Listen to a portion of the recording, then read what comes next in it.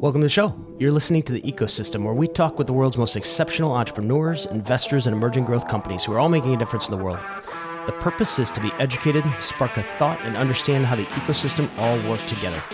All of this brought to you by the team at Fund. This is your host, RJ Pahura. My guest today is Michael Norton.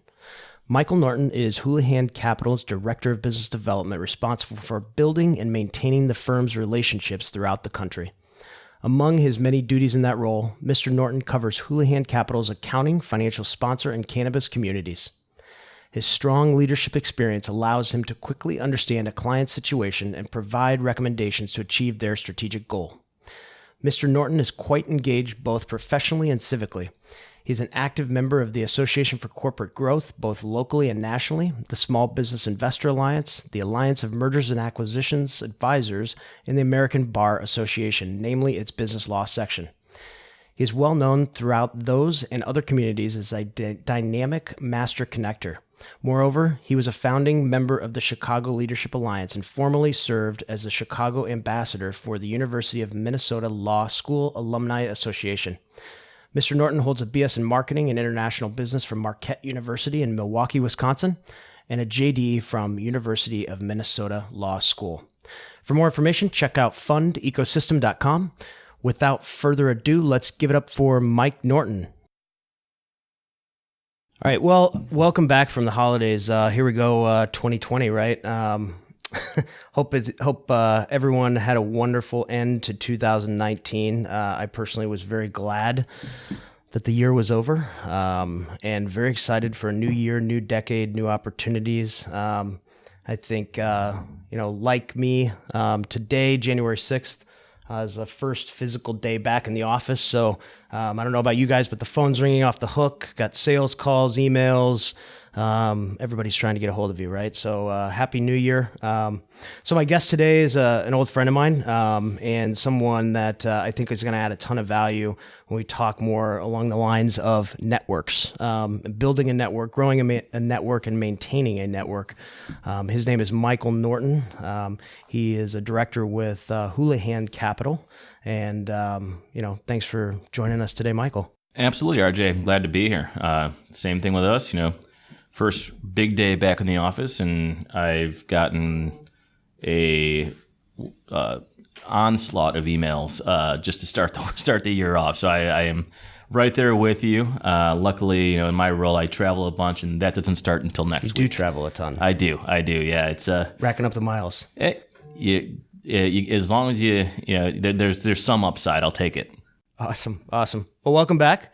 Thanks for joining us today. Of course. So, what is Houlihan Capital? I think the topic of today, actually, before I get started there, the topic of today is, again, networks, building a network, how to build a network, maintaining a network.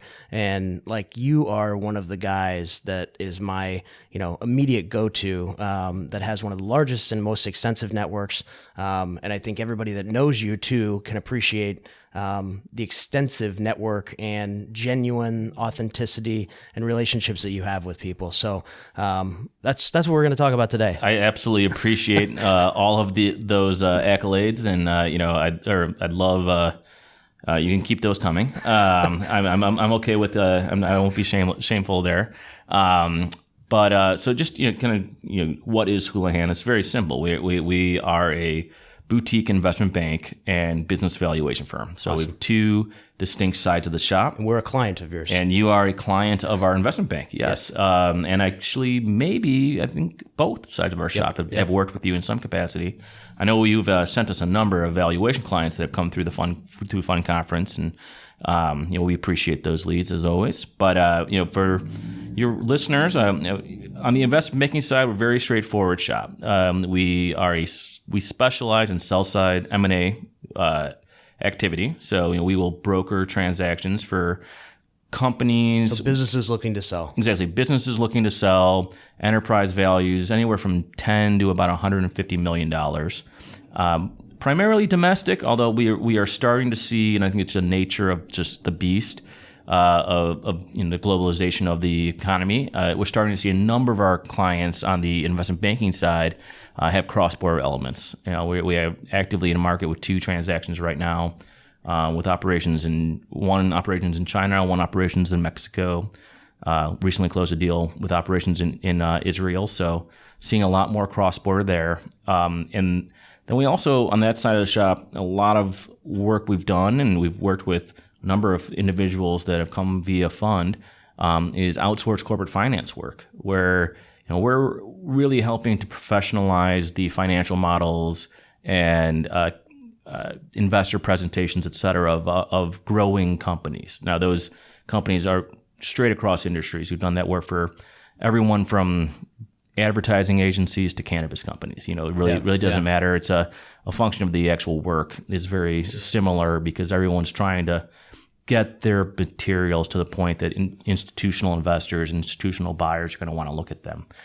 So that's really what we've done. So these are like companies that are coming to you then to help out with the cap raise? Oh, yeah, absolutely. And, where we come in on capital raising, the only real capital raising efforts we'll do will be wholly institutional raises. That is a function of us not having a retail arm. There are a lot of firms that do have retail arms and have a extended list of individual angels and just individual investors. This is not something that we provide, but we do work hand in hand with a number of groups like that. So always willing to make introductions to them.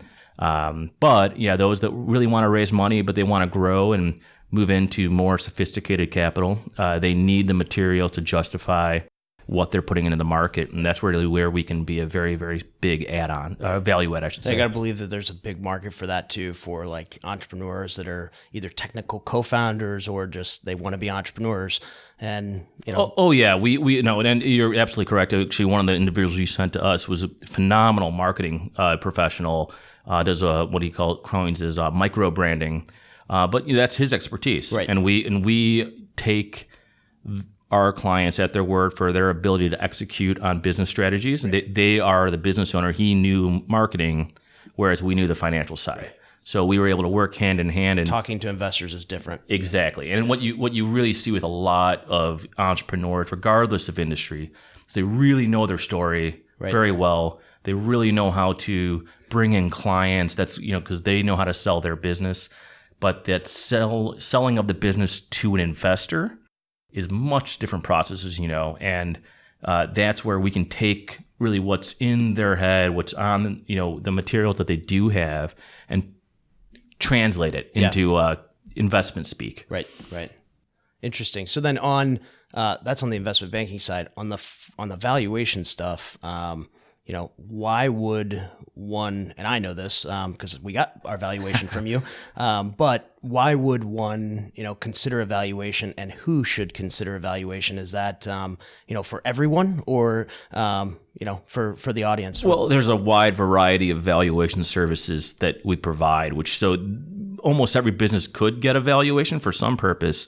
But it really depends on the client and what their goals are. For instance, we are a full service valuation firm. Right. We do soup to nuts, any type of business valuation needed. The only things we do not do are what's more called appraisal work. So appraisal of hard assets, machinery, computers, you name it. Appraisal of inventory for some of our clients, and then real estate. We just, there are plenty of shops that will appraise a building for you. But for us, the types of valuations we do, in some cases, are necessary to get a deal done, necessary to take some corporate function. So, for instance, a lot of your listeners I know are entrepreneurs out there, and they're building their companies, but they want to incentivize their employees, right? And you only have so much capital to go around. So as many times you're trying to hand out stock as an option rather than money that doesn't exist. Sure. So for that, you want to justify that, and you get what's called a 409A valuation, because at one point you do have to show the IRS that, hey, we gifted stock that was worth something, right? And that's just one example. About 50% of our work is working with just the asset management arena. So everyone, venture capital funds, private equity funds, hedge funds, and they own any type of assets across the board.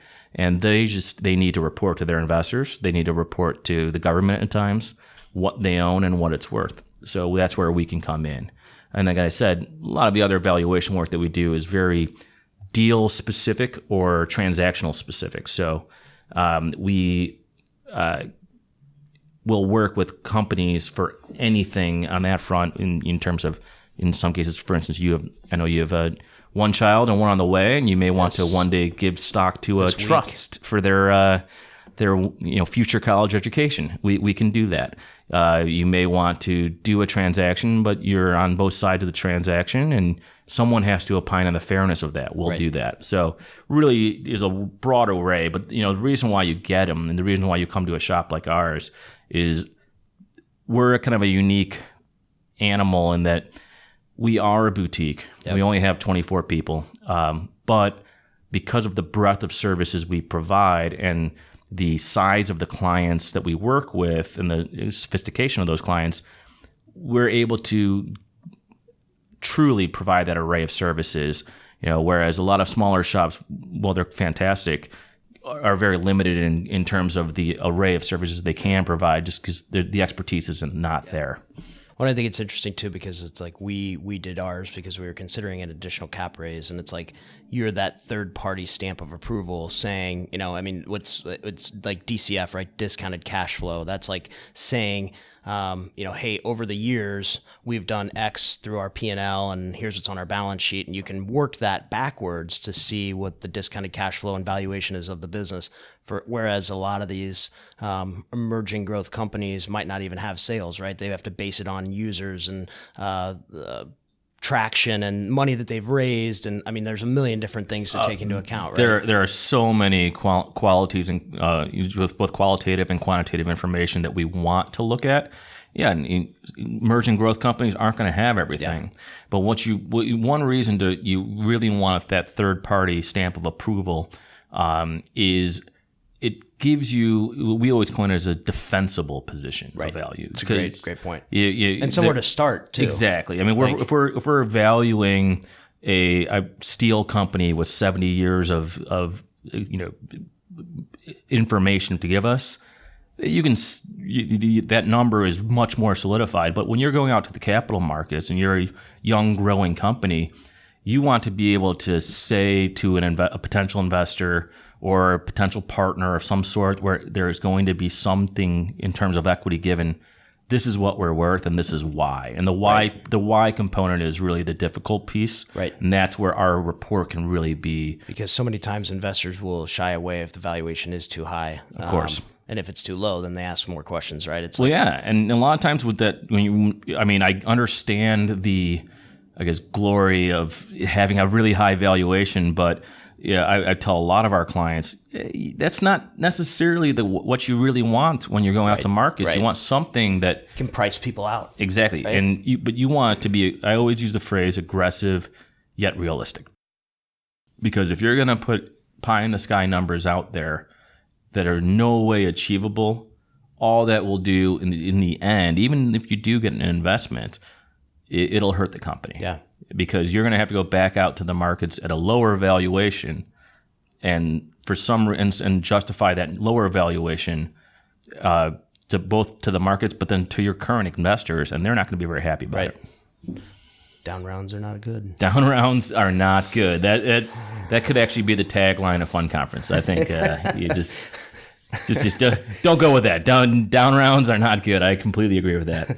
Okay, cool. So really good information on the investment banking on the valuation side. I think it's important that some of these emerging growth companies know, even the bigger ones. But again, today's topic's on networks. So sure. I think you've been really, again, one of the really critical people that, it's like a broker of networks, right? It's like you're the person who a lot of people go to for this connection and to make additional connections. And again, I think you've done an exceptional job of it in Chicago. I would go as far to say, like, I've got a ton of contacts on LinkedIn as well, which doesn't mean anything, by the way. But it's like, at the end of the day, like I look at who are my most valued contacts on LinkedIn, and I actually just went through this exercise, in my executive MBA program at Kellogg, and you were a part of this, sure.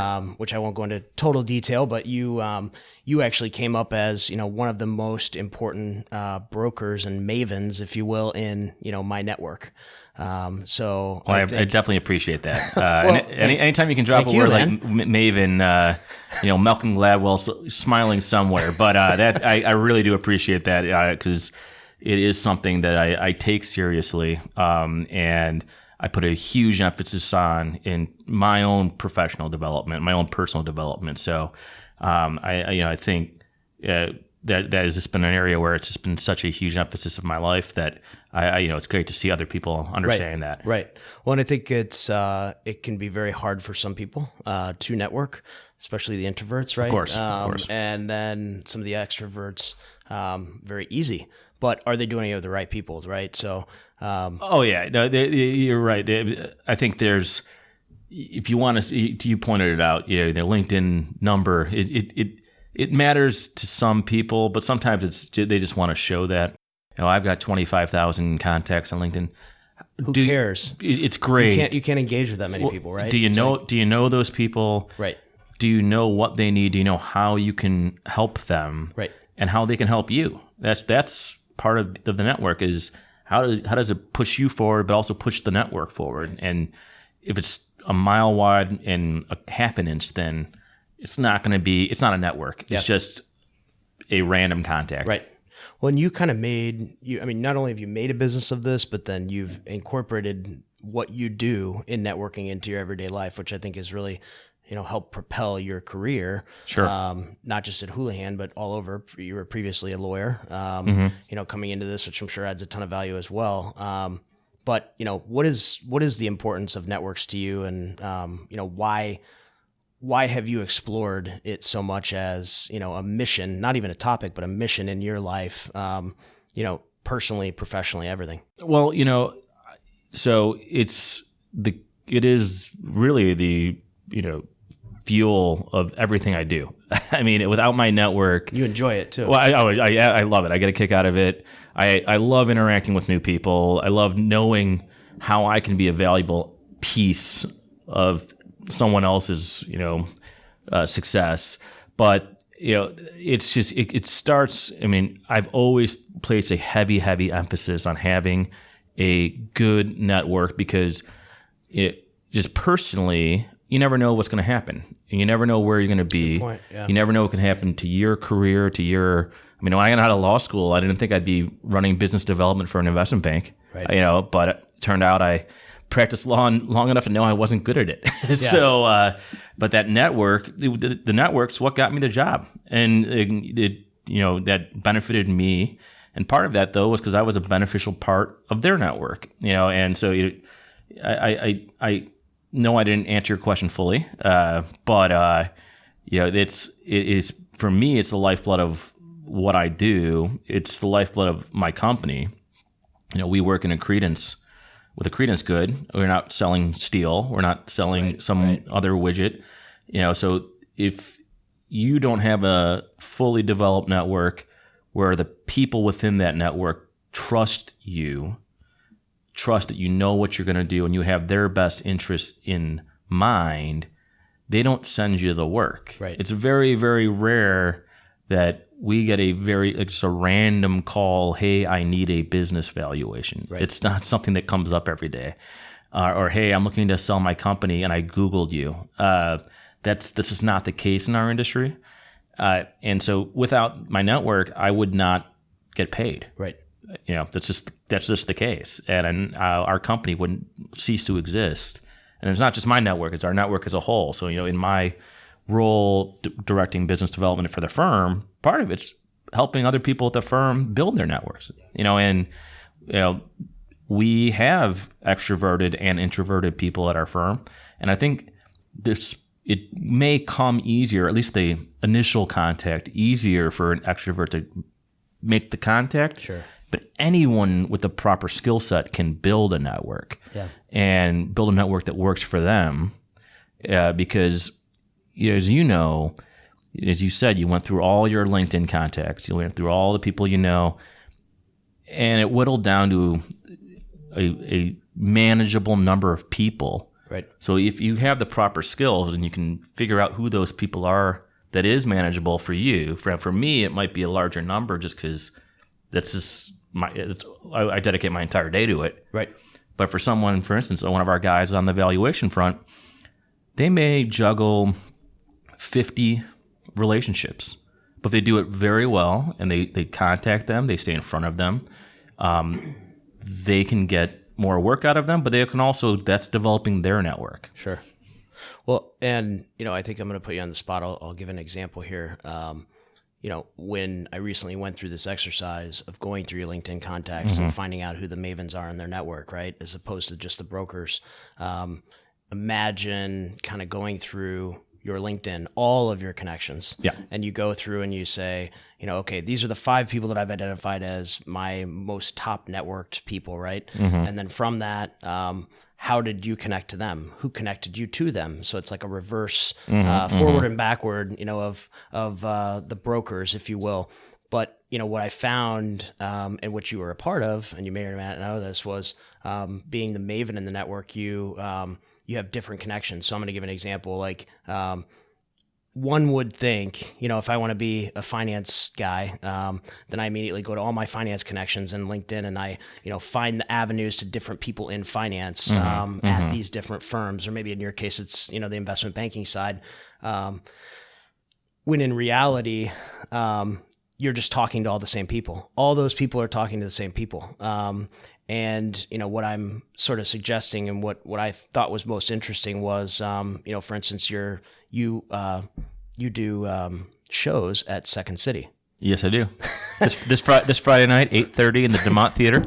There you go. Right. So you're networking with those people. Sure. Right. That's a totally different network that you're bringing in your skills and expertise and your business knowledge and experience into, not only Second City, but golf. You're a huge golfer. I love golf. All of the additional activities outside of finance that you're then circling back and relating to finance, which, makes you a keyhole and like the main guy in all of these different connections, right? Like, well, I agree. I think that hub and spoke type of building a network as so you can become the hub that's what my goal is. And I wish I had that just mindset from the outset. And I will say I got very good informal education. My dad has run companies in the past, and he was a great role model for me in terms of how the network helped him. But when I was I was building my network within the legal when I was still in the legal field. But when I realized, okay, this probably isn't for me, I started seeking out some advice, and someone pointed me to the book. It was called Never Eat Alone. It was a guy by a guy named Keith Ferrazzi, he was the head of I want to say chief marketing officer for Deloitte, if I'm not mistaken. But he describes this. The book's not a sales book; it's about building a network, and it really becomes, how can you become the indispensable piece of the network where you're part, but for you it doesn't exist, right? So I started thinking about that, really thinking about it, and I came up with the, similar concept, but never turn down the coffee. So, I don't mind sitting down with someone in PR, sitting down with someone in advertising, sitting down with someone who's a coder, because I don't know what's going to come out of it. And, obviously, you're a better man than me then. Because I try to feel that, man, these salespeople are getting smarter and smarter, not. They are. But I think the never turn down a coffee thing. Yeah. Within the first 10 minutes of the coffee, whether or not it's going to be something that's worthwhile. So if you're a worst case and I'm not stacking my meetings with 5,000 coffees. Don't get me wrong. I slot them in when someone reaches out to me or someone's connecting me to someone that I don't know if there's necessarily going to be a viable connection. I'll pencil in a coffee at some point, or pencil in a quick call or something of that nature. But if they're in it for the right reasons too, and I think that's something I try to get to at the outset. Why are they having a meeting with me? Right. And even to sell their PR services to me. Well, one, they didn't do their research because I am in no way the right person to be contacting at our firm, that's part of sales 101. Right. But if they're there to really be, build their network, I'll take the meeting. I'll invite them to events. I will do my best because you never know how that relationship will help you in the long run. Sure. I wish I could say that all of my referrals came from a couple different parties. They don't, but I can't tell you how many times I've gotten, hey, do you know a good fill in the blank? And it's got nothing to do with finance. It just happens to be because I have a large network, but also cultivate those relationships. I don't always have a go-to, but I may not know someone in the tech field, for instance, but I can call you. Right. And because you and I met at a networking event years ago and just built our relationship organically, and we both trust each other and trust that we have each other's best interest in mind, I know that you're going to put me in touch with the right people. Right. Very interesting. So going back to that idea of, the golf, the Second City, what else? I know that there's other things that you're involved in. Big Shoulders Fund. Big Shoulder, right. You've been other a part charitable. Of Big Shoulders for a long time. I'm a Teach for America alum, so the Teach for America network. Right. Are you, obviously very good-hearted person, but do you know that you're doing this? Do you know that you're building these networks? Is this part of, the overall goal of continuing to build the network, or are these just things that you're interested in? Both. Okay. Especially at the beginning, I took Ferrazzi's book very, very literally, and it was good because I actually gave you some steps. I actually gave it to all of the guys, introvert or extrovert in our firm, and girls, that want to get involved in business development, because I think it's a very good process. So at the beginning, it was active. I was like, okay, well, I want to have this in my network. I wanted this person, or this type of law, whatever the case may be. But now, not so much. I found that once, when you sung a credence good, like we are, consulting services, valuation services, you're not selling hard goods. Right. You establish the base of knowledge. So in those initial meetings, when I'm meeting with someone, regardless of their industry, we have to prove that we know what we're doing. Now, I take that piece out of it if it's someone you sent me, right, or someone else referred, hey, you should meet with this attorney. If it came from RJ Pahora, I'm like, okay, this attorney at least knows the hard skill set. Right. So I'll at least get past that point.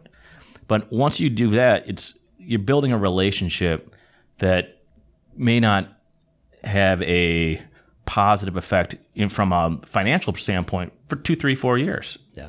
And I'm okay with that. I know that that's the nature of the beast of the industry that I'm involved in.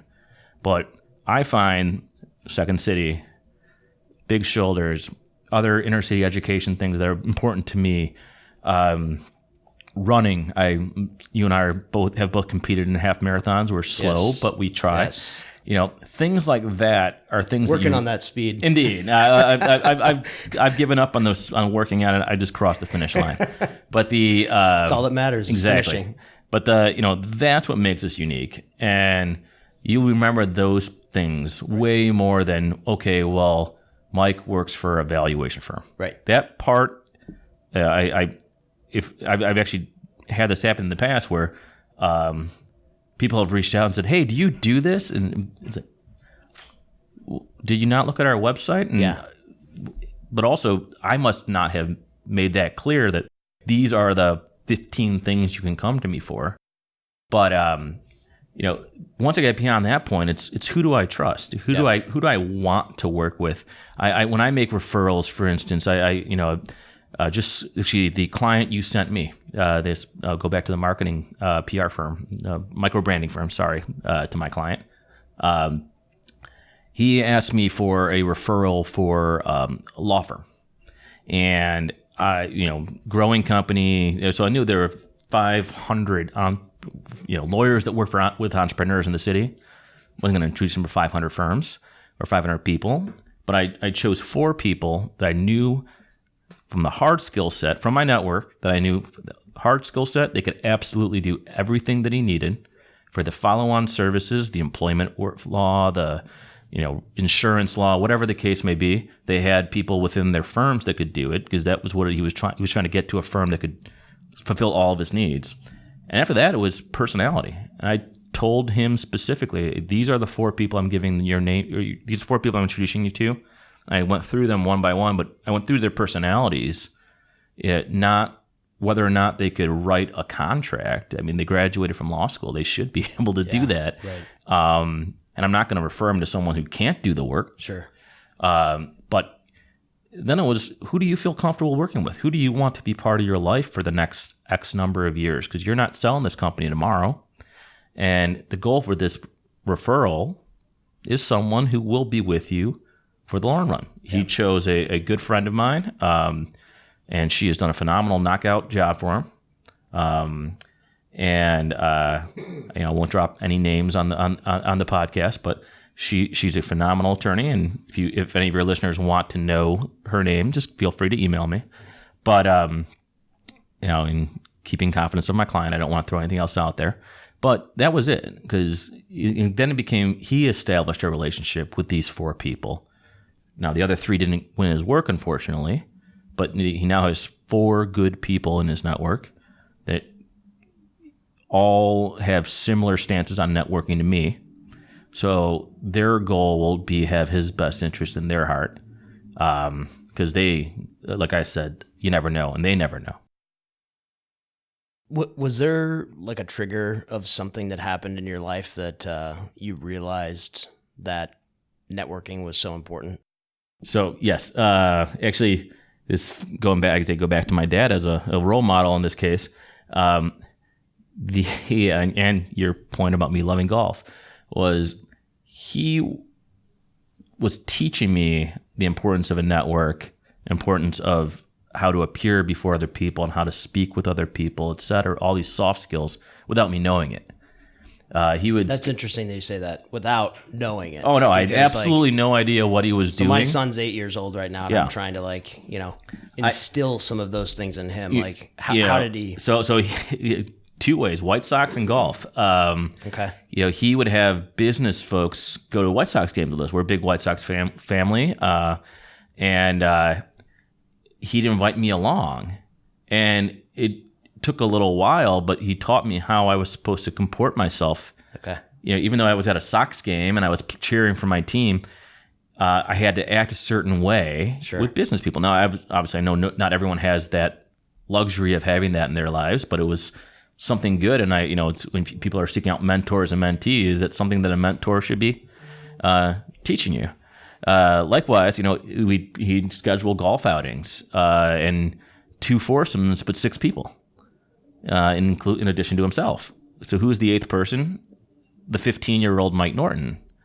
And so you learned to play early. I tried. I wasn't that good, but I learned to play early. But I also learned, hey, you know what? If I'm golfing with RJ, and I let a 4-letter word slip out, that's one thing. But I was playing with people that could have a positive impact on my life. Sure. And so it was kind of forced upon me from an early age. But then, I go to college, went to Marquette, did Teach for America, so went completely outside the business realm in that front. When I came back after TFA, I decided I wanted to go to law school. I was like, well, a slight on myself, I didn't really maintain relationships with my college professors. So who was going to write me my letters of recommendation? There were lawyers that I've met over the years, the ones that actually did that. And I start honing those relationships. I go to law school, went to the University of Minnesota. And so what other relationships, should I be creating while I'm there? One thing led to another, and I actually got introduced to the assistant general counsel of one of the largest investment banks in the world. And her name's Christine Eskelson. She's phenomenal. She's at Piper Jaffray. And she's become a huge mentor in my life. But then she was able to open up doors for me after the fact. So I just saw the positive effects it was having for me. And I like to help other people. It's been a big piece of my life. Like I said, from teaching to coaching, I've coached sports for many years. That I want, I like helping other folks. But then I realized that, once you become generous with your network, you just become generous with your knowledge base. You help people where you can. Yeah. And you don't do it but if you do it because it's quid pro quo, you're not doing it for the right reasons, and people will sniff that out in a heartbeat. But if you can show that you're really helping someone, it comes back in just spades, because they realize you have their best interest, and they will then, if they're someone you want in your network, they're going to have that too. I could not agree more. I honestly, one of the best things I ever didn't even know it. I honestly didn't even know it. Attorney out in Philadelphia, who works in Wilmington. Daughter was a finance major. I think at Villanova. If I'm incorrect, I'm sorry, Francis. But I think she was at Villanova, and she just wanted to meet some people in the industry. And I didn't realize I ended up introducing her to the person that hired her. Yep. So she introduced her to a friend of mine who was at a firm, and he introduced the person that hired her. Right. Because Will and I have grown a relationship, and we have each other's best interests in mind. And he's a smart guy, and that's how he operates. He said, absolutely, I'll meet with a local person. I'll take the coffee.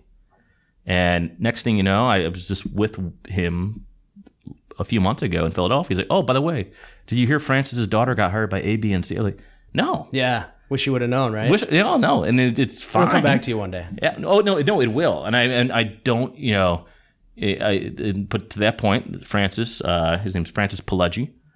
He's at Eckert & Siemens. He has been unbelievably gracious making introductions to me in the Philadelphia region. So why would I not help his daughter out? And God, if you think helping out someone in their own life is good, now that I know this, you've helped out their child. To your point, you want your child to grow. You help out someone else's kid or someone that they've mentored, and they really, they put a lot of their time and effort into that relationship. That's just And again, if you're doing it purely for the upside, anyone, one, they don't have time to deal with that, but two, they can sniff that out, and it's so insincere. Right. I can't tell you how many times I've gotten I made these contacts for you, so you should be making. It's like, local thing here. Yeah, I know. Well, I'm sorry, I don't know anybody that is getting a divorce, right, and needs a divorce attorney, or getting fortunately, yeah, exactly, or getting needs work done on their house, or whatever the case may be. When it comes, but it's just those are the people that I can tell they're not networking for the right reasons, and they haven't built a network that really will work for them. Yeah, same. I mean, it's like just the genuine, authentic relationships are the ones that huge, and that will give knowledge and share some knowledge without the quid pro quo, right? And it's like the other day for the homeowners out there, it's like we had a chimney flue that broke. Sure. And what the hell do you do when a flue breaks, right? Like, it's one thing like your gas doesn't light, and it's pretty easy to troubleshoot. When your flue doesn't work, it either opens or closes, right? So sure, like, what do you do? I had to call a fireplace expert, and he said, I could charge you $100 and come out there and have you wait 2 weeks, or you could just take a picture and send it to me via text, and I'll walk you through it. And if I can fix it over the phone, no big deal. It's free advice, right? And it's like I would just for that, which I still need to do. I would have paid him just for the text, because he was honest and upfront and didn't ask for anything in the future. And you be damn sure I'm going to be going back to him now for future fireplace work, right? Oh, I couldn't imagine. I couldn't agree with you more. I had a similar experience. I believe when I drove pizzas. I was a pizza guy when I was 16, and dude hits my car and leaves a dent no bigger than my fist, but it was right on the door, and it was just deep enough that the passenger. You're 16. That really matters. Oh yeah, 16. The front passenger door of my lovely. Lovingly called it puke blue Ford Taurus station wagon could not open the door anymore. It's like, I'm screwed. My dad's going to kill me. All this. I went to a guy, and he looked at it, and he starts laughing because it was such a small dent. He went in, he got a crowbar, popped it out, looked at me, said, send me a Christmas card. And that was it. And candidly, I went back to him about 10 times, the life of my cars now, right, for whatever, because I totally trust him. And he didn't take advantage of me. He just said, you don't need to pay me for this. Right. And it's not. He was not doing that to randomly get my work 20 years later. Right. This customer acquisition tool was popping your dent out. Hey, you know what? It took 10 years long. It took him 5 seconds to do it. And if I was still living out in the western suburbs, I'd still be my go-to shop. Like it's just, there's no reason not to help him out because he helped me out. Yeah. Awesome. So, when I think of like the depth too of your network, like I went to one of your cocktails before, which had, a very impressive, I'd say a couple hundred people. And probably, yeah. Like right over Congress here in Chicago. And what I thought was really interesting was when you're walking into what you think is a finance happy hour, maybe even investment banking specific. What I actually found was there were some iBankers, there were some VCs, there were some entrepreneurs, there were some M&A. And those are all very different things. Private equity, there were private equity people, right? So it's like, again, all very different industries / focus. Maybe in some way, shape, or form they related to finance, but it was still like a very broad network. And when you look at like an industry like that, I found it very impressive to find that many people of different backgrounds and industries in one room. I specifically try to do that, actually. I look for diversity, and both in terms of diversity, ethnicity, gender, you name it, but also in terms of just diversity of thought, diversity of industry, because I go to so many finance-specific, M&A-specific events. Every conversation is the same. And you get to the point where the utility of those events goes down significantly. And so I don't want any event that I put on, whether it be a networking golf outing, which I know you've come to one or two of those, or we do those networking events. We probably do 2 or 3 times a year. We specifically get outside co-sponsors. We obviously want to offset the cost a little bit, but we always go and we'll have 5 to 6 companies sponsoring it. Because we're in the M&A space, we try to get 5 or 6 service providers that touch that. Sure. But it has been, a mutual friend of ours runs a PR firm. It has been a PR firm. It has been an HR consulting firm. It has been a turnaround specialist. For us, it doesn't really matter the actual nature of the specialty. We want them to all be somewhat interrelated. But the goal is that our events don't become stale. Yeah. And otherwise, you get the same people that you see at the same. Exactly. And which it happens in any city, right? Oh, yeah. It's not just Chicago. I was just in Kansas City for our KC event, and it's like, I went to, not only do we host our conference here, but then over the course of, a week long, went to multiple sort of networking events just to, sort of dip my toe in the community. And it was like every single night saw the same people at different, very different events. Oh, yeah. And it's like, how small is this town? Which, by the way, I'm from Kansas City, so I can say that it's not. It's a third of the size of Chicago, but it's still like, it's still a good sized town. It's just in that space, you get the same people coming in over and over and over, right? Oh, absolutely. I for our firm, I cover Boston, Philadelphia, New York, Minneapolis, San Francisco, the west coast of Florida. That's a little bit selfish because my parents live down there, but I will start by going to some of the local networking events just to get a feel for the towns, and you can spend a lot of time shaking hands, and it's the same hands you're shaking. Right. When we have events, or I'll even have smaller ones. I'll have 8-person events go back to golf, like the golf simulator at one of the couple golf simulator places in Chicago, or these golf networking events. Where I'll invite, I'll set up 8 foursomes, but I try to make it very, very well for those, because they're smaller. I try to be very pointed about the types of folks I'm bringing, but also whom I'm matching up with people, so they're not playing with their own competitors. But our events, though, same thing is, you come to our March Madness event, it shouldn't be all the same people as our July event, because there conceivably could be 5 different firms that are co-sponsoring with us. Yep. But the reason, in addition to that, I guess the selfish piece of it for us is obviously we're not just throwing events for the heck of it, is we're aligning ourselves with the firms. Yeah. They're not going to just randomly throw an event with us because it's cheap, or it's, they're a lot of times it's tapping into our network. Yes. However, they're not going to align themselves with a firm that they don't want to align themselves. Sure. So they're not going to just join on as a sponsor. By joining on and inviting their clients to an event we're also hosting, there is an implicit, we trust these guys. Sure. That comes out of that. So again, going back to that, when I'm meeting with people, you got to prove that you know what you're doing.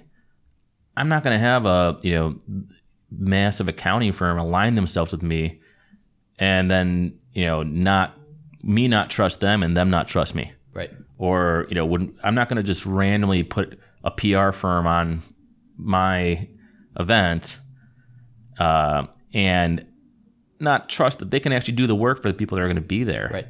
Because it's going to look poorly on me. Yeah. It's going to look poorly on my firm, all that, but it just takes time to build that. Oh, too. Of course. Well, that's been a lot of trial and error. Yeah. We always do have an event that marches up one of the rounds of the tournament. And the first time we had that event, it was just kind of a cluster. It was all over the place, but it was our first time. So we've really honed it in. But again, we want, if you're going to spend 2 hours of your day, you live out in the suburbs, you have children, one child, soon to be 2. You're taking 2 hours of your day, and probably even more of that, because you got to get all the way to the event. It might not always be en route to wherever you're going. I want it to be good for you. Right. Because otherwise, why would you come back? Right. That's it. We would one. I think the one you're referencing was way south. Would it overlap with the conference, and we had to go by all the way down by McCormick Place. Yeah. But for the most part, we try to make it relatively convenient. We try to take all of those. This is why I can't go to your event out of it. Yeah. But then, if you're going to come and show up, well, then I want it to be helpful for you. Now, on the flip side, if you're going to sponsor it, I personally scrub the invite list of every single co-sponsor to ensure that the competitors of the co-sponsors aren't invited, because smart. You don't want it to be helpful for them. Smart. And you don't want to piss them off in the process too. No, right? of course not. And if you get PNC, you don't want KPMG in there too, right? Yeah, PwC. PwC. No, but that's banking, it too. Hello. Well, no, just and it's I actually will directly ask them, hey, this is another accounting firm. Are you okay with it? Right. Because it could be someone who just refers them a lot of business. A lot of times you'll have that. Yeah, we've worked in the accounting. You use accounting where we've co-sponsored it with a couple 100-person firm, and they're like one of the go-to shops for smaller stuff that EY, PwC, BDO, all the ones you can say just without even saying their names. Right. And they're like, of course you can invite them. Don't invite these guys, because these are our real competitors. We'll say the same thing. Don't invite these particular firms because they also do business valuation work. Right. And you don't want to see the same people. Exactly. Same people, right? It's not how it grows. Well, it's not how it grows, but also, it's a great... Well, the thing is, you should not use events to truly cultivate relationships. Right. Because, I always apologize to people when we're hosting the event, because they get about 45 seconds to maybe 2 minutes of my time. Yep. Because your point, there are 150, 200 people there, and we're hosting. Right. So I make it an effort to shake as many hands as possible. Again, I go into it with the assumption that if blank firm is inviting them to the event that we're co-sponsoring, they're probably a good person for us to meet. Right. So we'll trade cards. We'll have some to kind of get through the initial who we are, what we do. But then it's all about follow-up, and then it's cultivating a relationship after the fact. Right. Which is really, I think, that's the difference maker. Too many people You know them. I've seen them at the events you guys have thrown. They are there to stack cards. Yeah. And their goal is, I was just at a conference They always sneak in somewhere. Oh, and I was at a conference a few months ago, and guys was telling me that his goal was to get 40 cards. And I said, well, what types of cards?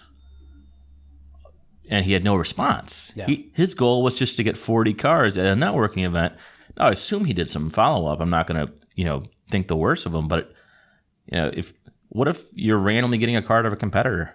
Right. Or you're randomly getting a card that there's no way a potential source of business or whatever else.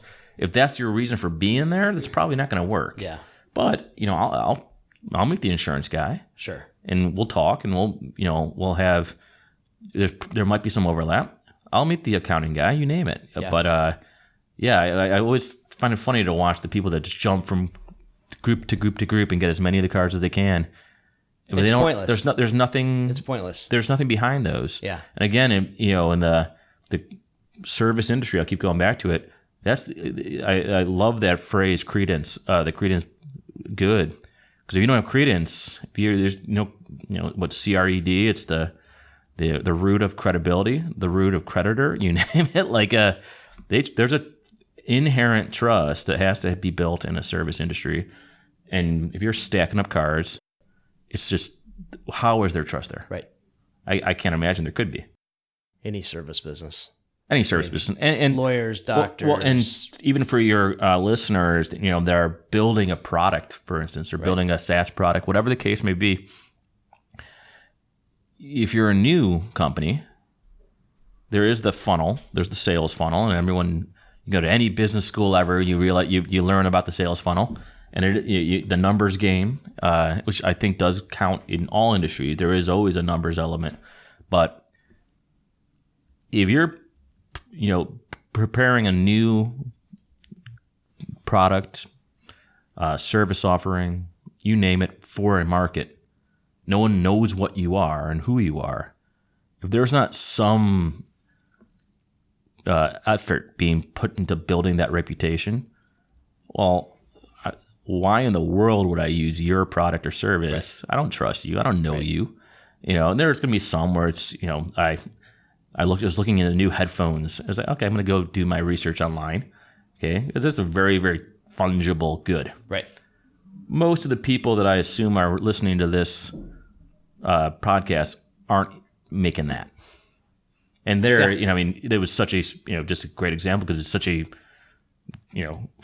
big industry that, I was looking at 7 products and they were all from 7 companies that are probably the 7 largest tech companies in the world. Yeah. Because that's who you would buy your goods from. But I'll bet if you had a good experience at here locally, an ABT, for example.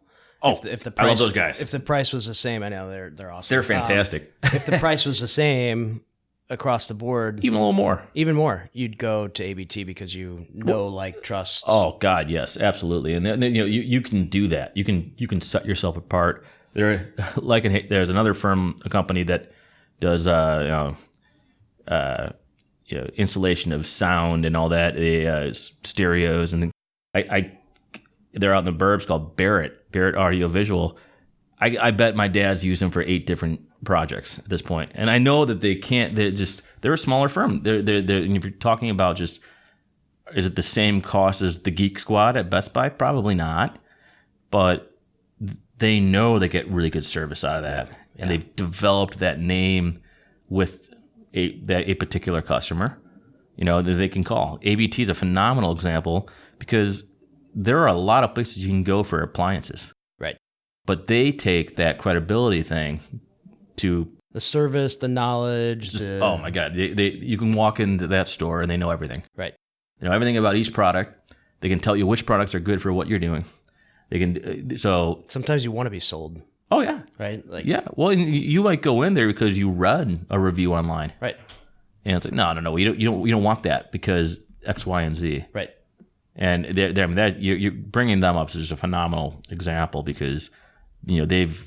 It's like TVs. Like, what the hell do I know about TVs, right? But I just bought a TV, and back in the day, they were so expensive, the plasmas, and now they're $400, $500, $600. You can get a beautiful, 4K smart TV, whatever. Yep. But do I want to take the time and read the comparisons between every single one when I can just go and get a trusted, review from a knowledgeable person? Probably not. So honestly, I was you and I talked about this. I was registering for goods yesterday. I'm getting married in June, and we were thank you. We were at a store. We were registering for our gift registry, and to her credit, and we went back and asked her a couple of questions, but the woman at the store simply said, "Hey, here are the 7 things you want to register for in person, because these are the things that matter. These are things that costs is going to be a little bit different. Who's being invited to your wedding, so you're not register for the $1,000 a place setting plates, but you want to touch these 5, 6, 7 things."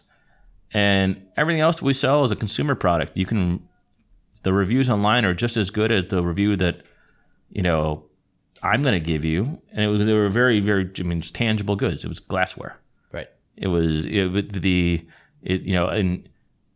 go back to we got a little tangent there, but go back to the root of this conversation. That's not a network-based decision. The ABT thing, that was a network-based decision. I'm moving to the northern suburbs of Chicago. Who should I talk to? Right. And you probably got that referral from someone you trust. Yeah.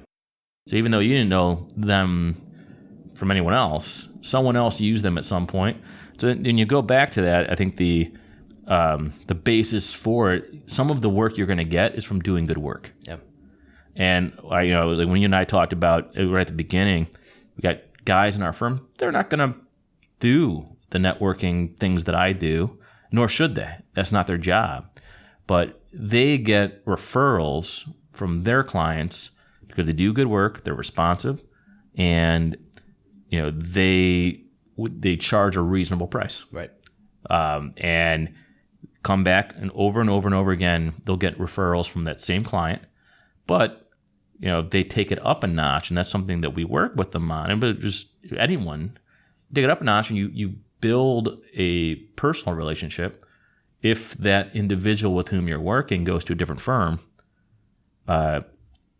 one, you can hold on to that work because you've been doing good work for them, but 2, go with them. Yep. And get work from them at their new spot. But that's a way that is a network-based choice because they've shown that they can do the work, but they also have built a level of trust. Right. And that I think everyone listening, is if you're building a business, you want that good, sticky, recurring income, right? Sure. That's it. Everyone, you talk about all the acronyms, MRR, ARR, that recurring revenue. That's what keeps the lights on. Yeah. That's what builds the business. You can hire new people. You can buy new computers. You can, increase your travel budget, things of that nature. With that, that's how I see that revenue. It's really that's the heart of the business, but it gives us the fuel to go after new business. Sure. And you don't get that without having some level of trust. Right.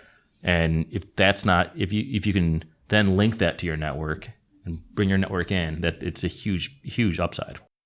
So a couple more questions. I mean, how do you, with your network size, where it is, how do you stay in touch with those people? How do you maintain those, relationships? So, takes a lot of effort. And so you actively spend time. Oh yeah, you have to. Well, there's 2 ways. There's automated and non-automated. Okay. So automated processes, we are putting out a white paper today, for instance. There was a recent article, and it was for all your private equity funds listening. But it just explained that the number of private equity funds that were outsourcing their valuation work to firms like us grew substantially in the last 18 months. So we're writing up, things like that, getting things that are, pertinent to them. It's not going to go out to our entire CRM. I can't tell you how many people I unsubscribe from a day, but it's got to be in the teens. Yeah. Because I'm getting stuff that doesn't matter to me. We're going out to the right people, so the people in my network where that would be relevant. I can automate that. I don't have to send out individual emails. Sure. But a lot of it's personal relationships. A lot of it's, hey, I'm going to be in town. Let's meet in person. Now, you don't always have that. Or you have people, for you and I, we see each other as much as we can, but we have lives, and you're about to have a child, so there's probably the in-person thing may not happen for a while. Right. But are there, text messaging? Or is there, quick 10-minute follow-up calls that we can be doing to just kind of check in? Because you always do want to be top of mind. But, when you have, I think I can't stress enough for anyone listening, is you have to ask, what do you need? What's, I've got it, for instance, I've got a ongoing, and I won't throw anyone out there because they would be really pissed, but I have a ongoing resume folder in my email, because sometimes I'll have that meeting and they'll say, you know what, I'm getting tired of this place. I really want to make a move, but it's an insular industry, so you don't want to announce to the world that. Yep. I wouldn't know that if I didn't ask them that. Or, hey, we're really looking to get into this particular vertical. Do you know anybody? Or you're really looking to enter this particular geographic region. I saw that you do some work there. How can I do that? But you're not going to get that information without asking the questions. So when even if it's a 15-minute, 30-minute, maybe hour lunch, there's got to be that back and forth that says, what do you need and what do I need? Yeah. Because you can. It's great to check in, but we all lead busy lives, and if it's just hey, I just had a child, of course we want to know that, and we right. I want to send the the Marquette onesie, but it's that's not going to be a beneficial use of your time, so I want to make sure that it's worthwhile. Yeah. So what can we do to help each other? You have those conversations. And then I think one of the things, and you touched on earlier, that I think I'm particularly strong at is knowing whom would be a good person for you to meet. To whom should I introduce you? And not only make the introduction, but I can't tell you how many times I've got an introduction and it's like a 2-sentence intro. And if we didn't have the conversation ahead of time, it's like, hey, you should meet John. Right. For what? Yeah, exactly. Who's John? Sell me a suit? But yeah, it's exactly. And it's I try to say, when I make those intros, be thoughtful about it. Yeah. I'm not going to throw not blind intros. Not blind. Yeah. I'm not going to throw you 18 names because I know you don't have time to meet with 18 people. But people that would really, I met with this person the other day. They are doing X, Y, and Z, and that I thought would be something good for you. That's it. It's instead of a 2-sentence email, it's a 5-sentence email. But I think one thing, and actually this was something that was taught to me as well. One of the guys I worked at the law firm with, and this is something I've told to some of the guys that are doing execution work and people that are accountants and other where they're billing hours and whatnot. Dedicate 30 minutes to an hour max if you're in an execution role on biz dev a day. If it's 30 minutes, if it's the train ride, and you sent 3 emails, you just sent, that's it. That's all you had to do. But by doing that and making a regular activity, smart, yeah, you get into practice doing it, but you'll find that people will actually be happy about that. Yeah. Okay, well, I don't have 30 minutes every day this week. I'll go to an event, maybe 2 a week. Just something that's growing that. And it's it's a way to make sure I'm actively building and cultivating the network. Maybe even think of it differently. Like it's not a biz dev thing. It's, how can I help this person today? Well, right? yeah. And generosity. I mean, that's the key. I think from, and that actually, again, this, I keep going back to it because it was that good of a book, but that there's a part, it was almost like a generosity based network, which, it doesn't mean you're going to a charity event. It just means you're being generous with your network, where appropriate. But that was built in that Never Eat Alone book because that's one thing that people are going to remember, right? Everybody, whether it be a fungible good or a service, there are competitors out there. Yeah. And people remember actions, or they remember things that matter. Right. Oh, you remembered my son was getting into college. Thank you. I appreciate that. How's he enjoying, I'll go back, Marquette. Yeah. But, how's he enjoying it? That's all you had to do. Everyone listening, if they don't have a CRM provider, that's a huge misstep in business. Now, you don't need Salesforce because not everyone can afford that, or it's the bazooka when you need the 9mm, reference. It's too much. Some people, not to hate on Salesforce, sometimes it just isn't enough. It's way too much, or it's way too expensive. It is. But that's something you could have put in when you're like, you've got to think about who you spoke with and what was important that came out of that meeting. And it doesn't, other than, you can copy and paste the what you do portion of their website. Presumably everybody in this day and age has one, and it says about us. Okay. I think for me, if I think is the about us portion of our website the only thing someone wants to know about me, well, then why am I having a meeting with them in person? Right. They could get that off the website. I go to a lot of meetings with private equity funds because, one side of our shop is a sell side M&A, and they are obvious buyers of our deals, absolutely obvious buyers. I found, and actually this was something in terms of, I was going to get to the last point I was going to make, was personal and professional development. Improv was a big thing for me. Yeah. Because I didn't realize I was being scripted in every meeting. But now it's like, I'll sit down with a buyer, a financial buyer, and it's like, I know what size deals you're doing because I did my research ahead of time. Sure. Key thing. I actually looked into it. So I don't need to know that you're buying companies that are 5 to 100 million of enterprise value. I know that. Like that's what should have been the basis for the meeting. What I want to know is what's important about the buyer, about the seller that you want to know. What deal will you actually do? Sure. Because I want to work with you on deals you want to do. And I also want to know, is there someone else in my network that would be the better person for you to meet? Right. You become that trusted advisor. Exactly. And they'll love that because I'm not going to spend my time. So for instance, I had a guy that said, we buy all of our deals. They're all pre-bankruptcy deals. Yeah. We don't do that. And I was perfectly fine saying we don't do that. This is something we don't do. And this is actually a new client of mine, a group out of the West Coast. And he said, we're really looking at this pre-bankruptcy route.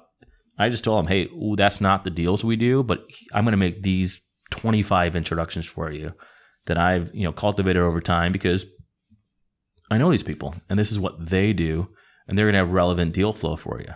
Yeah. He appreciated that. Smart. Hey, I'm not going to waste your time with something that we can't help you on, but I can help you because you told me, because I asked, what do you need? And that's what he told me. Yeah. Right. And yeah. So, and then you automate that again. Yeah. You put it back in just in case someone else from your firm meets someone from that firm, and they come back.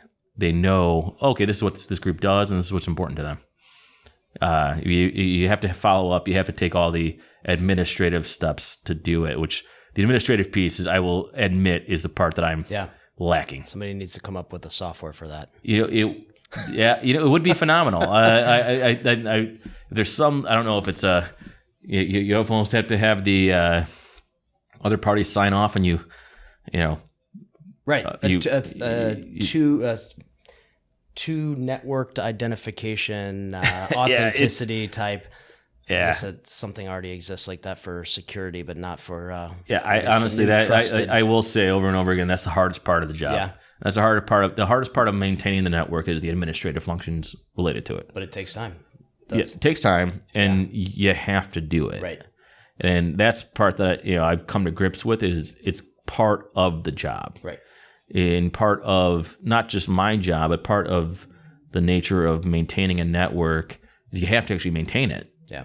That's the other part of it. Is you pointed out, so-and-so's got 20,000 LinkedIn contacts. Great. What are you now? If they are interacting with them, I'm not going to always second guess the fact that they just have a lot of contacts. I've got 8,500 or something like that. But yeah, some of them are guys, we'll simply just say in my note, met at X conference. Yeah. And after my research about them, or we spoke, was pretty aware that it was not going to be a relationship that I really needed to cultivate. Right. But you have to do that. Right. So in closing, one or two main pieces of advice in building, growing, maintaining. So one, you have to start. Yep. So in start from a place where you educate yourself. Yep. Like I mentioned one, never eat alone. Another good one for financial or for the service industry execs is a book called How Clients Buy. Okay. There's another good one if you're more in a sales role, New Sales Simplified. There are a lot of books out there, but educate yourself on the actual networking process. Okay. Because otherwise you're just blindly going at it. Right.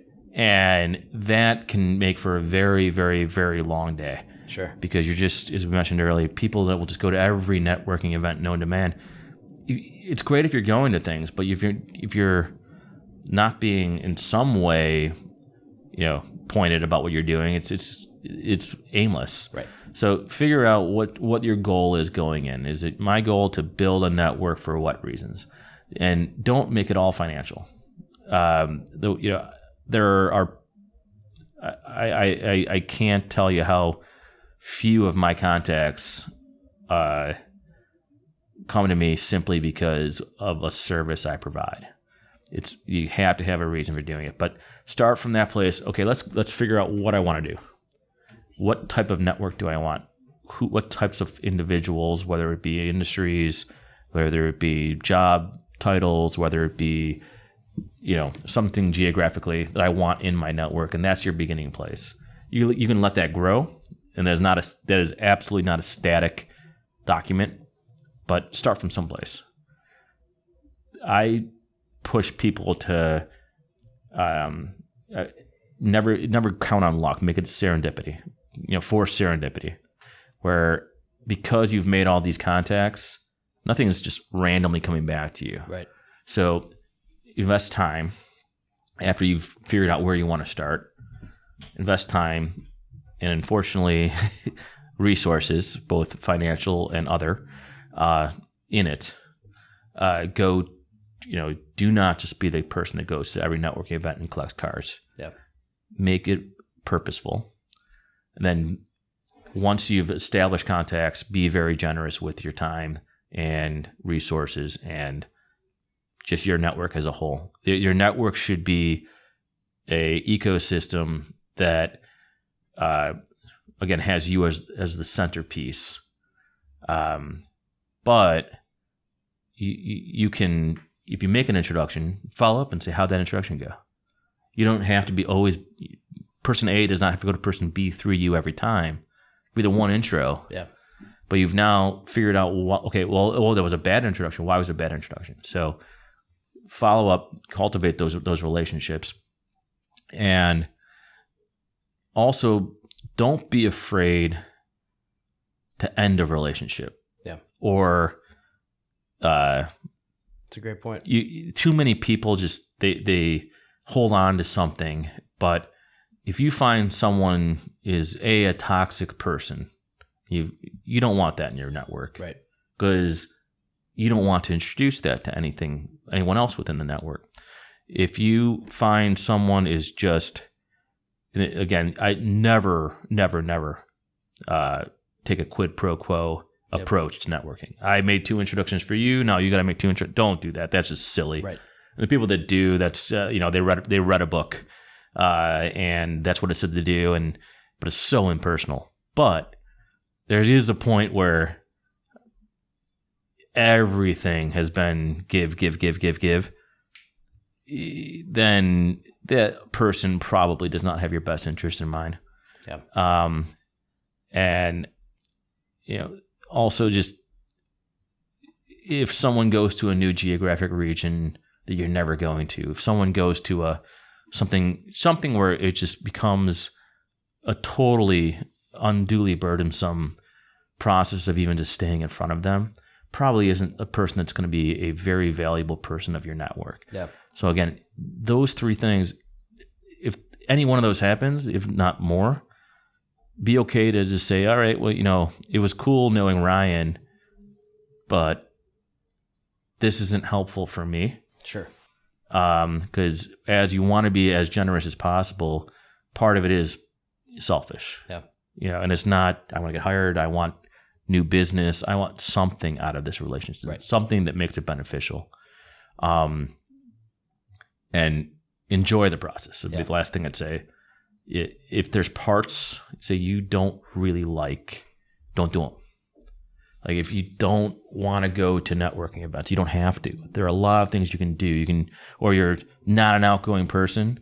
It's okay to buy into a network. It's okay to join an association because at least you're going to something where everyone's connected. That's a great point. Or like, I always say, so I'm a member of the Chairman's Advisory Council of the Big Shoulders Board.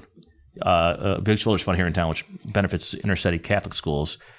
I tell anyone, don't ever do philanthropic work for the networking piece because you will absolutely be smoked out. But I've gotten so many good, not just some referrals, but a lot of good people to add because there's one commonality. There's one thing that we all share. We're all supportive of this one charity. So we're not starting from a place of zero. Sure. So it's okay if that's the way that you want to start building your network because it's not an inherent thing everyone likes to do. Not everyone likes to walk up to a group of strangers and start talking to them. And I totally understand that. Even with some of our guys, when we have those events you mentioned earlier, I'll just say, hey, have 5 conversations. Just try to have 4 or 5 conversations. Doesn't have to, you don't need, I'm the one that's going to bounce around to the whole room. You don't have to. Just have it. It gets you more comfortable. And here, they came, you can even ask, why'd you come? Or who invited you? Oh, you were invited by X firm. We've done these things with them. That's all. Then 10-second conversation. Right. You still made a contact.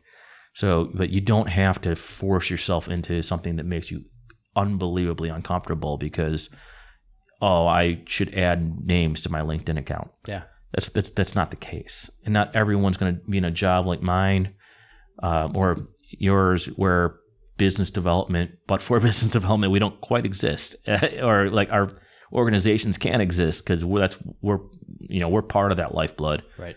Not everyone's in that role. However, as I mentioned earlier, networking isn't purely for a business upside. You just do something. Right. And if you have to join a BNC group or Tip Club or Vistage or all those other, you can Google business organizations in Chicago if you're in Chicago listening, or business organizations in your city. There are thousands. Yes. And it's okay to have that be the base of your organization. And that could be the 15 contacts you needed to kind of come out of your shell. Right. But you're all part of that organization. So it's okay. That's the heart of your relationship. Yeah. We meet one Wednesday a month. Great. That's more than nothing, right? Yep. So, I can't tell you how many people say, well, this is not for me, and just don't do anything. If you read a lot of things on our industries, there's the whole minders, grinders, and finders. Or I think it's the other way around. Grinders, minders, and finders. You have your grinders, but something that everyone should know, it should be epically clear in any organization. This could be Procter & Gamble, Houlihan Capital, you name it. Is there's going to be a point at which your personal growth and professional growth cannot go further without a network. Yeah. You don't have to be selling business. You don't have to be the guy, you don't have to be the rainmaker. But if you can't interact with people, if you can't interact with your client base, the people servicing your client base, that's your network right there. Sure. So you're then going to be a grinder for the rest of your life. And it's okay if that's something you want to do and that's what it is. But personally, I think it gets a little boring. Yeah. But also it limits your utility. So it doesn't make you an indispensable person. Sure. Right? I mean, the only people I see, where that can happen are if you're a law firm And there's a very, very specialized area of the law where, but for there is no one that can handle that in the firm. So you have to go way into the weeds to be a subject matter expert. But at some point, you have to be able to tell the world that your firm can do that. And that's part of building a network. Yeah. So, try something. Yeah. Incredible conversation. Of course, buddy. Thanks, Mike. Thanks for being a part of today. Sure. And talked a little bit about investment banking, valuations, and then most importantly, the network to build, facilitate. So, and any individual listening that wants to just ask questions, always willing to answer them. You can go to our website. It's houlihancapital.com. Where people find you. But exactly. I'm going to jump into it. No, so houlihancapital.com. Okay. I'm on the website, and I believe my email address is on there. Feel free to hit me up. I'm always willing to, as I said, always willing to take the coffee. So if someone wants to speak, someone wants to just, pick my brain, happy to do that. But also, I'd love to know, if you're reaching out, why you're reaching out. And, just, again, not the 2-sentence email, but the 5 or 6-sentence email. Yep. So I can know where we can, what's our starting place. So feel free to reach out to me. If you have any valuation or investment banking needs, obviously, we'd love to work with you on that front. And all of our services are listed on our website, so you can look at very individualized services. But as I mentioned earlier, we are a full-service valuation firm. And so we can handle all valuation needs with the sole exception of asset appraisal work. And on the investment banking side, we are a boutique investment bank, so we're a little smaller, but we can work with you from an outsourced corporate finance function. We can be your sell-side M&A advisor in broker transactions, and for larger capital raises or debt placements, we can work with you on that front too. So, love to work with any of your listeners, and again, feel free to reach out with any questions you might have. Awesome. Thanks again for being a part of today, Mike. Of course. You're listening to The Ecosystem, where we talk with the world's most exceptional entrepreneurs, investors, and emerging growth companies who are all making a difference in the world. This is your host, RJ Pahura, with our special guest today, Michael Norton. For more information, go to fundecosystem.com. Thanks for listening, and until next time, folks.